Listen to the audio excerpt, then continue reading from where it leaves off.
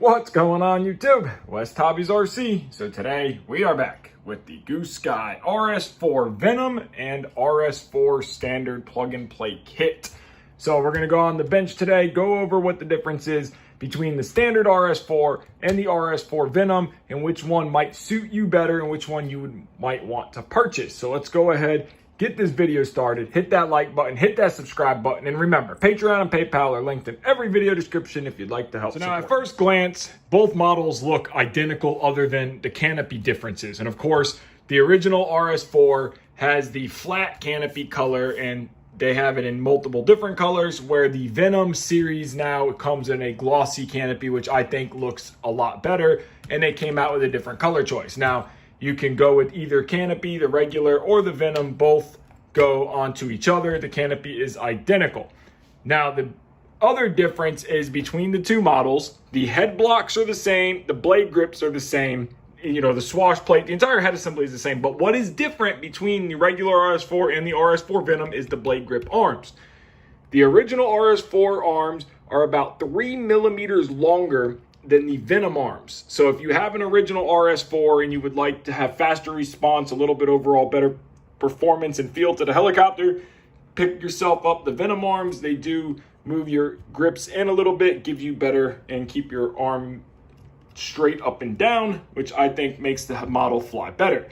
Now I have Rototex on this one, but both of your RS4s will come with the Goosky 390 millimeter carbon fiber blades.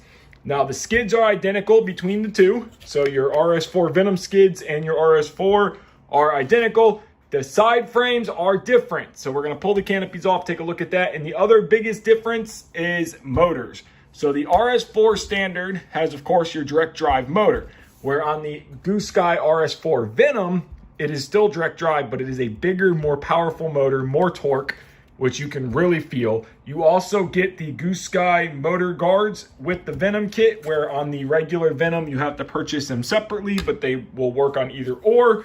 Your battery tray sliding mechanism is the same. So if you have batteries for your regular RS4, they fit into your Venom. You can still use the standard Goosky 70 amp ESC. All that is identical.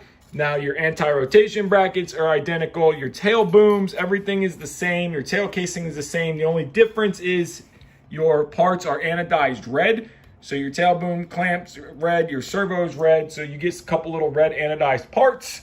Your little pulleys are red. So let's go ahead and pull the canopy off and see the main difference. Now we have the regular RS4 here. And one thing you can tell, we have an RS4 Venom side frame. So you can already tell that the main frame is actually different. And what's different about the main frame is just your area here on the carbon fiber, same thickness, 1.6 millimeters.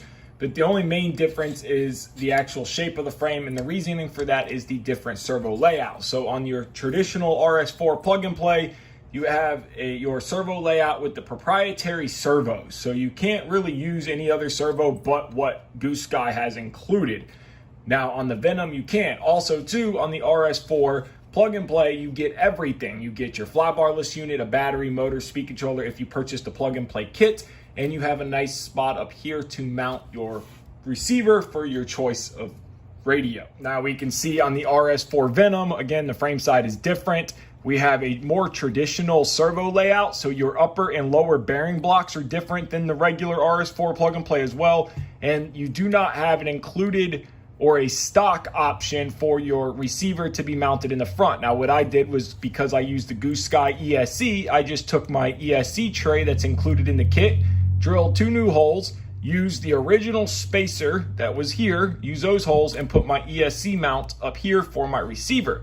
Now, again, we have a more traditional servo layout. So this is a kit-only option. So you get the helicopter kit with the motor, your motor guards, your blades, everything. You have to supply your own servos, receiver, flybarless unit, and ESC.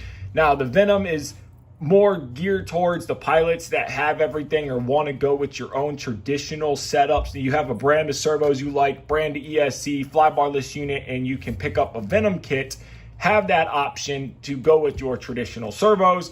And in my opinion, I think the Venom with the new servo layout does fly a lot better.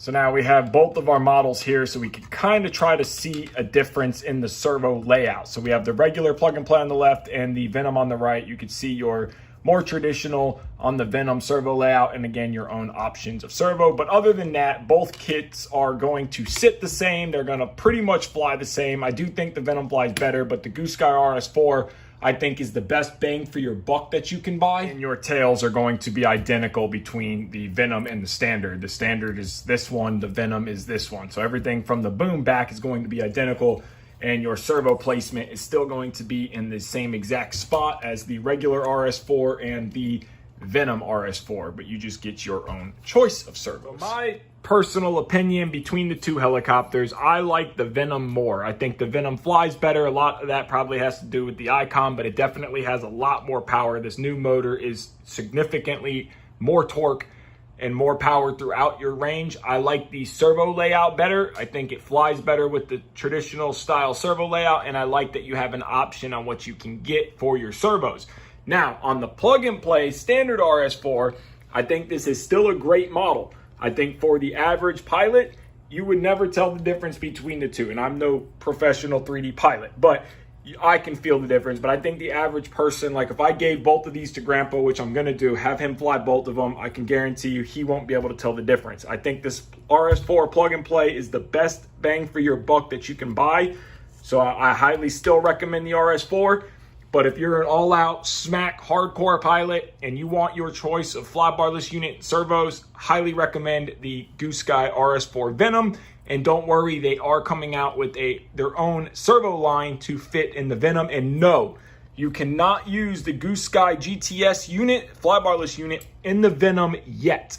Because of the different servo layout, the Goosky FBL unit will not work. You can't reverse one servo, so it doesn't work. But soon there's going to be an update where you can, because the GTS unit is the cheapest flybarless unit you can purchase and a pretty good one. A few differences between the Goosky RS4 Venom and the Goosky RS4 plug-in. That answered some of your guys' questions, gave you a little bit of what the difference is between the RS4 plug-and-play and the RS4 Venom.